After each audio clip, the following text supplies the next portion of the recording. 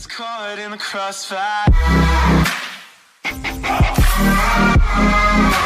It's caught in the crossfire. Assalamualaikum warahmatullahi wabarakatuh. Apa kabar anak-anak? Semoga kalian dalam keadaan sehat walafiat. Amin. Untuk pembelajaran hari ini, Ibu akan membahas tentang bunyi. Apa sih yang dimaksud dengan bunyi? Bunyi adalah gelombang longitudinal yang merambatkan energi gelombang di udara sampai terdengar oleh reseptor pendengar. Bunyi ditimbulkan oleh benda-benda yang bergetar, misalnya garpu tala. Bunyi garpu tala menuju telinga dihantarkan oleh rapatan dan renggangan partikel-partikel udara. Pada waktu bunyi keluar dari garpu tala, langsung menumbuk molekul-molekul udara di sebelahnya yang mengakibatkan rapatan dan renggangan. Demikian seterusnya hingga sampai ke telinga. Berikut gelombang bunyi yang merambat menuju telinga.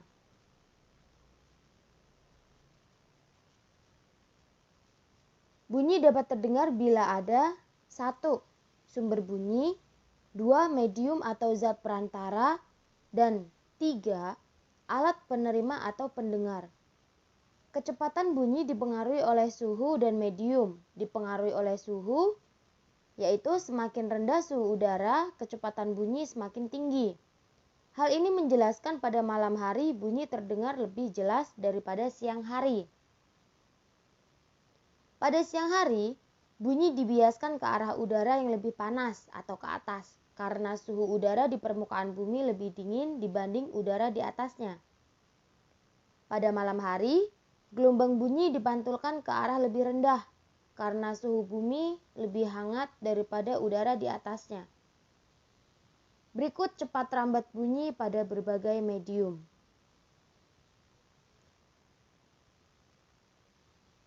Perhatikan tabel di bawah ini. Medium udara, air laut, aluminium, tembaga, dan besi. Perhatikan suhu derajat Celciusnya berbeda ya. Udara 15, air 25, aluminium 20, tembaga besi 20, dan cepat rambatnya juga berbeda. Berdasarkan frekuensinya, bunyi dibagi menjadi 3, yaitu infrasonik, audiosonik, dan ultrasonik. Untuk infrasonik, frekuensinya kurang dari 20 Hz, mampu didengar oleh hewan seperti jangkrik dan anjing. Audiosonik, frekuensinya antara 20 sampai 20.000 Hz, mampu didengar oleh semua makhluk hidup termasuk manusia. Ultrasonik, mampu didengar oleh hewan seperti kelelawar, lumba-lumba, dan anjing. Pada manusia dewasa, suara perempuan lebih tinggi daripada laki-laki. Laki-laki memiliki nada dasar sebesar 125 Hz. Perempuan mempunyai nada dasar oktav yaitu 250 Hz. Tinggi rendahnya nada ditentukan oleh frekuensi. Semakin besar frekuensinya, semakin tinggi pula nadanya. Semakin kecil frekuensinya, semakin rendah pula nadanya. Faktor-faktor yang menentukan tinggi rendahnya nada pada dawai atau senar gitar yaitu: yang pertama, panjang senar. Semakin panjang senar, semakin rendah frekuensi yang dihasilkan. Yang kedua, tegangan senar. Semakin besar tegangan senar, semakin tinggi frekuensi yang dihasilkan. Yang ketiga, luas penampang senar. Semakin kecil penampang senar, semakin tinggi frekuensi yang dihasilkan. Selanjutnya adalah nada. Nada adalah bunyi yang memiliki frekuensi getaran teratur. Desah adalah bunyi yang frekuensinya tidak teratur. Berikut deret nada yang berlaku standar. Deret nada, cara pembacaan, frekuensi, dan perbandingan. Bisa kalian lihat ya. Setiap alat musik memiliki suara yang khas yang disebut dengan kualitas bunyi atau timbre. Manusia juga memiliki kualitas suara yang berbeda-beda. Ada yang memiliki suara merdu atau serak. Resonansi adalah peristiwa ikut bergetarnya suara benda karena kesamaan frekuensi alami benda dengan frekuensi sumber getar. Resonansi terjadi pada kolom udara. Bunyi akan terdengar kuat ketika panjang kolom udara mencapai kelipatan ganjil dari 1/4 panjang gelombang bunyi. Contohnya pada kentongan, gamelan, alat musik pukul, alat musik tiup, dan alat musik petik atau gesek.